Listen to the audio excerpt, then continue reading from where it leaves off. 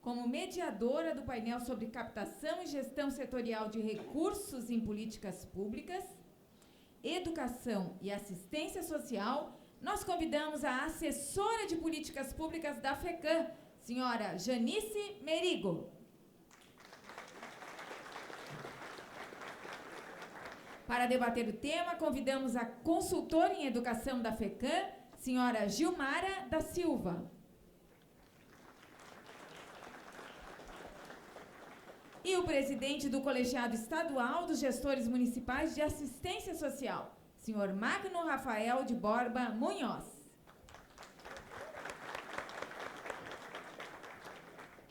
Para dar início, deixamos a palavra com a mediadora. Boa tarde a todos e a todas, em especial para a Carla. Estamos num auditório bastante diferente do tradicional, né? E aqui ao meio do nosso auditório nós temos um tablado e na volta desse tablado nós temos, então, o público que está participando desse seminário aqui, ok? Então, boa tarde a todos e a todas. Quero especialmente aqui cumprimentar os gestores de projetos, convênios, enfim, da FECAM. Agradecer a nossa colega, a Natasha, que coordena esse colegiado, né, pelo convite.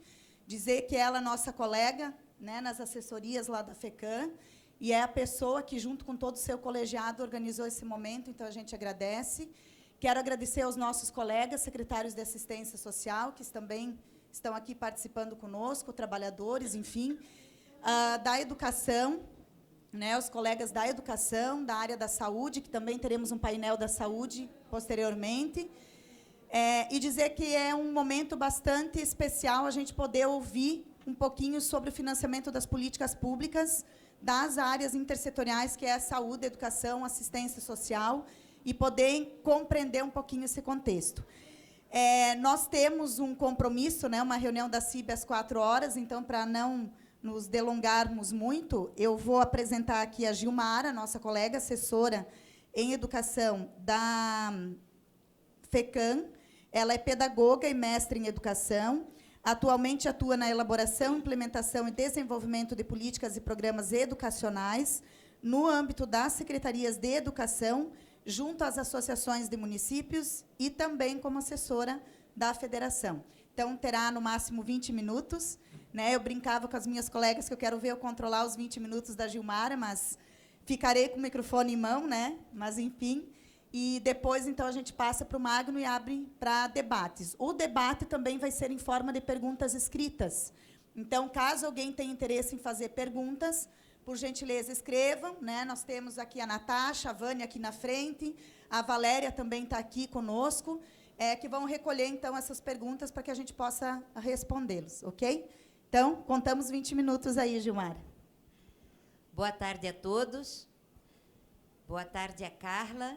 Espero que eu esteja sendo bem clara, e, se não for, por favor, peço que me interrompa para que eu possa reorganizar a minha fala.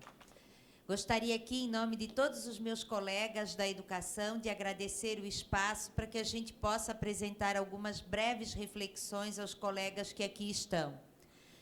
Como bem disse a Janice, falar de financiamento da educação é um pouco difícil em pouco tempo, mas a gente fez um recorte e espera ser clara e direta nessas observações, né?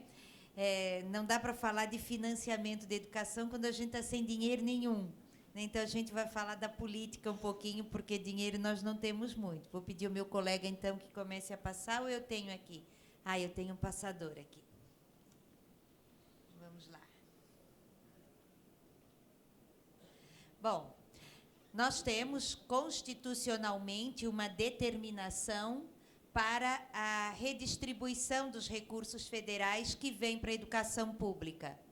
Então, a partir do artigo 211, nós temos a determinação de que o repasse desses recursos, eles vêm para os estados e municípios ou de forma redistributiva ou de forma supletiva. Isso quer dizer que, de forma redistributiva, nós temos que trabalhar com recurso para equalização de oportunidades e padrão mínimo de qualidade de ensino. nós temos determinados em vários documentos da legislação educacional padrões mínimos de qualidade. E é para atingir esses padrões mínimos de qualidade, num país de dimensões continentais, num país plural, que nós recebemos os recursos. Essa reflexão, logicamente, já nos leva a entender que o recurso que vem, muitas vezes, vem carimbado para um programa que, às vezes, serve para uma região do país e não serve para outra. A outra forma de distribuição dos recursos é para atender uma questão supletiva, ou seja, para avançar em programas em que talvez nós já estejamos nos mostrando suficientemente eficientes, mas ele vem para qualificar os processos. Posso lhes dizer que hoje, 2019, todo recurso que vem, mesmo que seja com a tarja de supletivo, não vem para mostrar avanços. Infelizmente, essa semana, um relatório mundial a respeito da qualidade de educação nos colocou entre 70 países pesquisados na 66ª posição. Então, nós estamos no mundo, entre os países pesquisados, somente à frente de 4 países africanos. Então, não temos motivo nenhum para comemorar o que fazemos de investimento em educação pública hoje. Temos, sim, muito para trabalhar. Essa talvez seja uma das áreas de atuação em que o nosso trabalho deva ser mais efetivo. Esse é um dado de 2018, entre o que se arrecada no Brasil e o que se redistribui de recursos para a educação no Brasil. Nós temos, enquanto arrecadação, um bolo com 57% para o governo federal, 18% para os municípios e 25% para os estados. Isso é o que se arrecada. É investido na educação, pelo governo federal, dos 57%, 20%. Dos 25% que o Estado arrecada, 41% investe-se em educação. E os municípios, então, chegam a quase 40%. E aí a gente fica pensando, como é que ficam as outras políticas? Então, nós temos, sim, um problema muito sério e nós precisamos inverter essa pirâmide, né? Quem mais arrecada tem que ser quem mais investe. Ou, então, quem mais consegue dinheiro tem que ter o dinheiro na sua casa. Nós precisamos trabalhar nesse sentido e talvez tentar entender que o Pacto Federativo é uma ação que deva ser repensada por todos nós. Bom, nós temos legislações que nos regem e, principalmente, que nos ajudam a entender como é que o recurso da educação precisa ser trabalhado. Então, nós temos no artigo 212 da Constituição a fonte dos recursos públicos que vêm para a educação. No artigo 213, quem são os beneficiários. E no artigo 60, que é o ato das disposições constitucionais transitórias, a criação do que hoje chamamos de Fundeb, o Fundo Nacional de Valorização e Manutenção do Magistério. Ela é uma legislação que tem data para nascer e para morrer. A data em que ela morre oficialmente é 2020. E se nós não tivermos a determinação do Fundeb como uma legislação permanente, nós teremos praticamente em Santa Catarina 98% dos municípios fechando as portas. A educação não é a prima rica. A educação é a área do serviço público que mais tem investimento e que, portanto, consome a maior parte do bolo. A maior parte dos funcionários de todas as prefeituras geralmente está na educação. Então, nós temos aí um problema bem sério e pedimos aqui aos colegas para que, se não tiverem acesso ou se não tiverem lido nenhuma das orientações a respeito do novo Fundeb, com maior destaque para a PEC 15, que, por favor, ajude o pessoal da educação nessa nossa luta. Bom, Nós temos na nossa Lei de Diretrizes e Bases da Educação Nacional, a 9394 de 96, no artigo 68, a indicação dos recursos que são destinados à educação. E aí nós temos recursos de impostos, transferências, salário-educação, contribuições sociais outras e incentivos fiscais, além de outros recursos previstos em lei. E nós temos uma sistemática específica de repasse desse recurso. Então, nós temos ações em caráter suplementar com programas com características permanentes, automáticas e voluntárias. Nós temos como financiamento permanente o salário educação. E se nós temos algum prefeito nessa plateia, certamente deve estar aqui com o coração na mão com esse recurso, que era muitas vezes o que segurava o trabalho das secretarias de educação com compra de material pedagógico, compra de material esportivo, complemento de recursos para o transporte escolar e assim por diante. Esse recurso caiu de janeiro até agora num montante de 60%. Então, quem se planejou com orçamento em 2018 para investir o salário educação em 2019, não tem mais o dinheiro orçado, porque ele se esvaiu.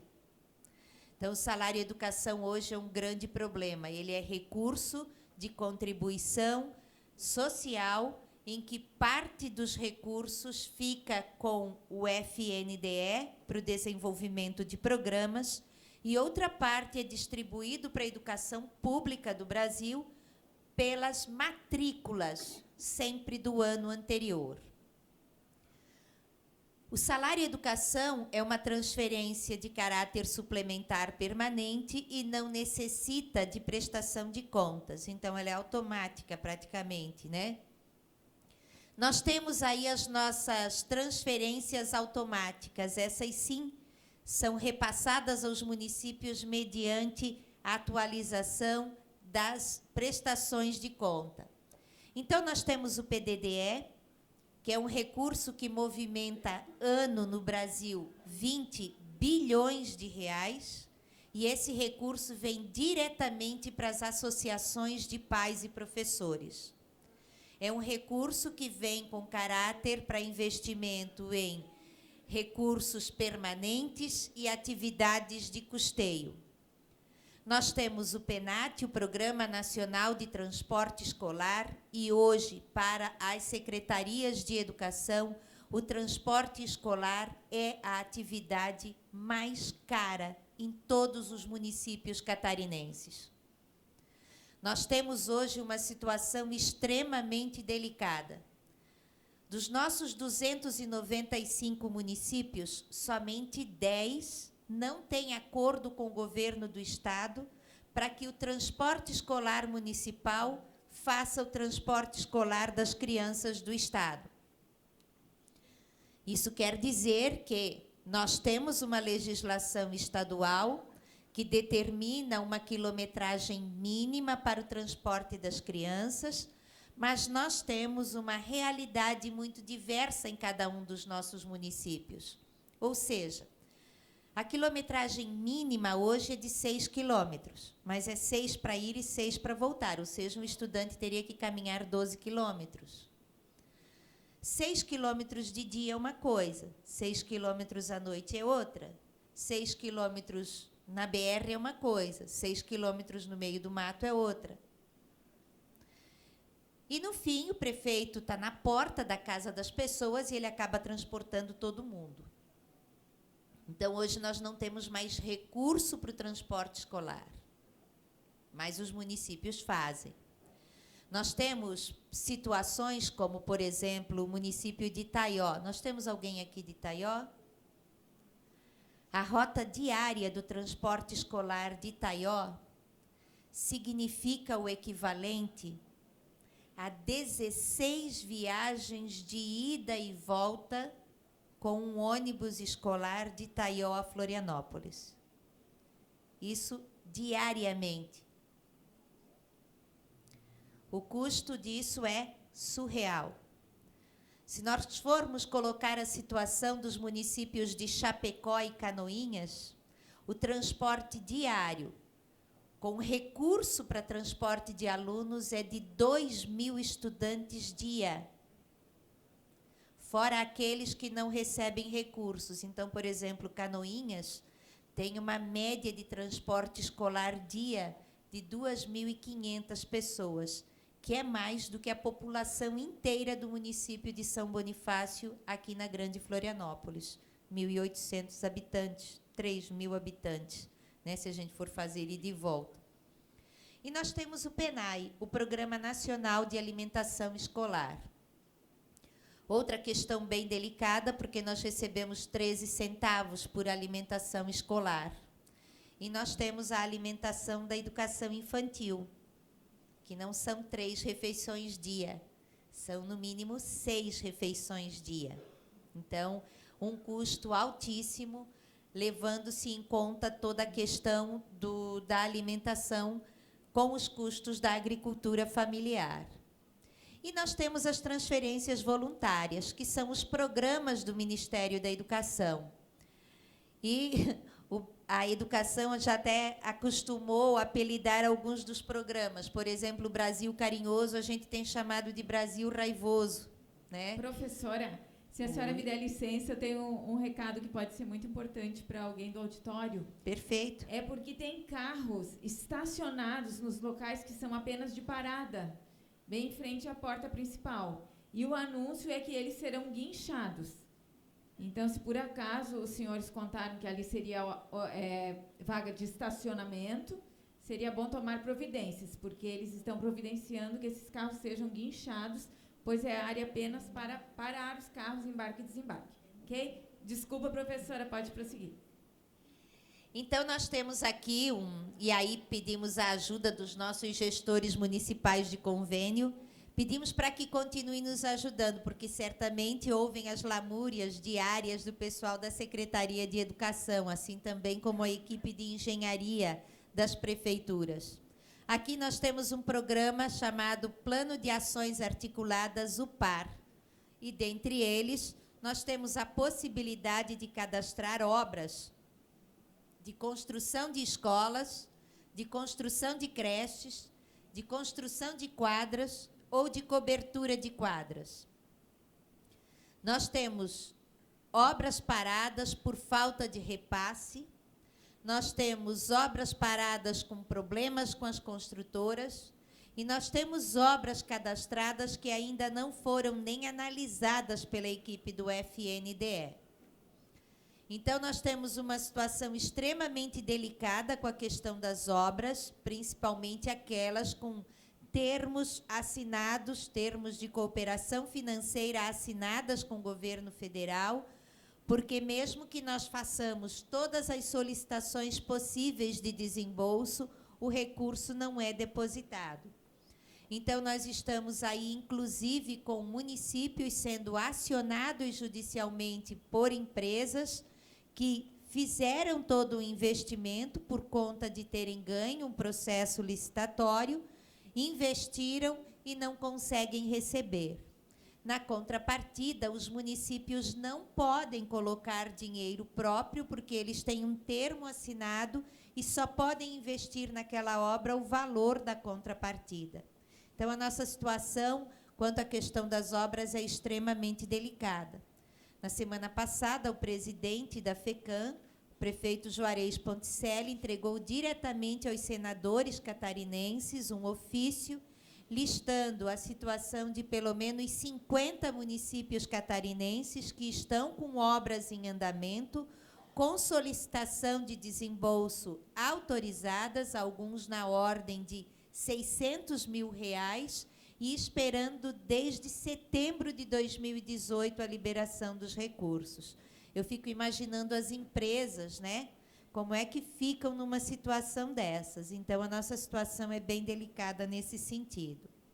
Bom, nós temos na LDB, então, 2 artigos que orientam a educação. Todos os recursos, venham ele de forma redistributiva ou supletiva, precisam atender o artigo 70. O que não estiver no artigo 70, nós não podemos utilizar o recurso, tá? Então, só para deixar mais claro, nós temos o que não pode no artigo 71 da LDB.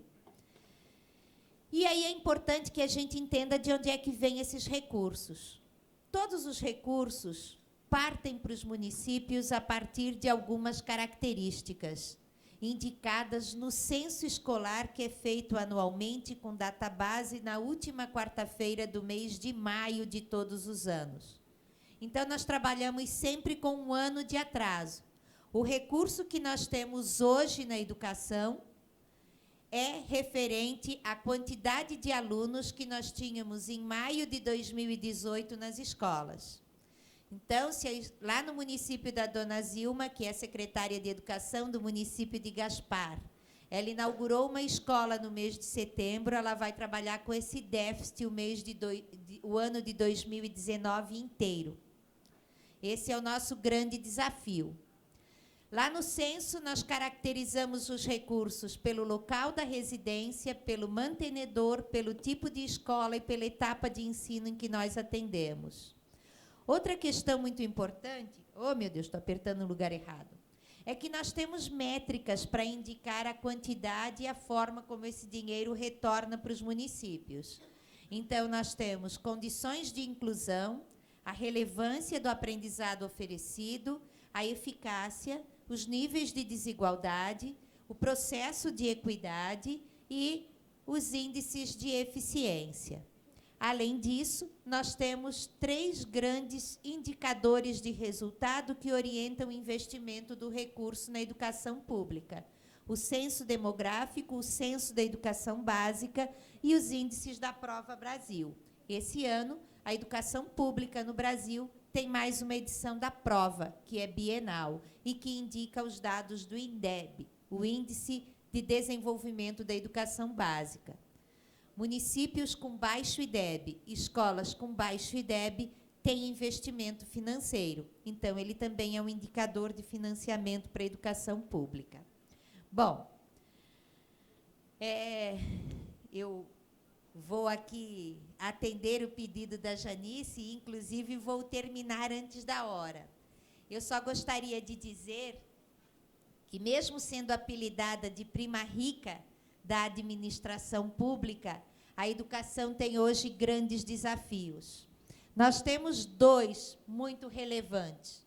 Além do primeiro, que eu já destaquei, e que é uma grande vergonha mundial, de nós não conseguirmos melhorar os nossos dados de aprendizagem e estarmos colocados nas últimas colocações em qualidade de ensino, nós ainda temos sérios problemas de gestão da educação pública. Em alguns lugares é pouco dinheiro para muita coisa para fazer. E em outros é muito dinheiro sem ideia nenhuma de como fazer gestão na educação pública. Assim como talvez outras políticas públicas, a educação precisa, sim, qualificar o seu processo de gestão. Mais do que nunca, nós temos que aprender definitivamente a fazer mais com menos. Olha, Janice, muito obrigada a todos pela atenção.